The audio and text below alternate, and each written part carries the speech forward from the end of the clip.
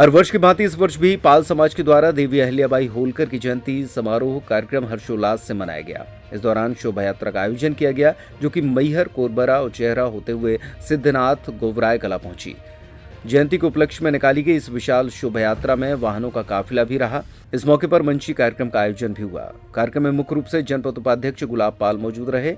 उन्होंने कहा कि किसी को याद किया जाता है तो उसमें कुछ खासियत होती है।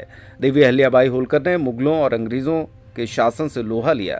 उनके संघर्ष के चलते हमें यह दिन मनाने का अवसर प्रतिवर्ष मिल रहा है। मैं सरवन सिंह पाल कानपुर से गौरिया महासभा उत्तर प्रदेश का प्रदेश अध्यक्ष हूँ। आज यहाँ सतना में माँ अहिल्याबाई होलकर की जयंती समारोह में आया हूँ और यहाँ पर इस जयंती समारोह मनाने का मुख्य उद्देश्य ये है कि हम अपने महापुरुषों की जयंती को मनाएं और उनके विचारों को जन जन तक पहुँचाएं। उद्देश्य के पीछे यही है कि जो उन्होंने कार्य किए और हम अपने विचारों को, उनको विचारों को अपने समाज में, अन्य समाज में उनको पहुँचाएं। आज सुबह 8 बजे से इस संस्था ने फल वितरण का कार्य जिला अस्पताल में मरीजों को देकर के उन जो कार्य किया। इसके पश्चात अभी यहाँ पर कार्यक्रम जो हो रहा है, इनकी शुरुआत अध्यक्ष के द्वारा, मुख्य अतिथियों के द्वारा व अन्य लोगों के द्वारा ज्योति जला करके माल्यार्पण करते हुए माँ अहिल्याबाई होलकर के चरणों में श्रद्धा सुमन अर्पित किए। इसके बाद कार्यक्रम प्रारंभ हुआ।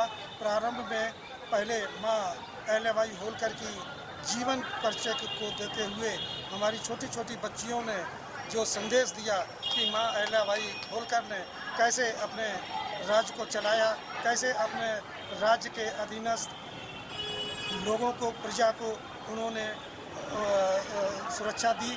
उनकी प्रजा, उनका कथन था कि मेरी सारी प्रजा ही मेरी पुत्र है और वो पुत्रवत समझती थी। सारा कार्य वो बहुत बड़ी शिव भक्त थी और उनके ही द्वारा, उनकी ही आदेशानुसार वो कार्य करती थी। उन्होंने जो कार्य किए, उन्होंने तमाम शहरों में मंदिर बनवाए, घाट बनवाए, नदियों के किनारे धर्मशाला बनवाए, कुआं खुदवाए, प्याऊ की व्यवस्था की। इससे आम नागरिक जो है वो सुखी रहे। और उन्होंने युद्ध भी लड़े।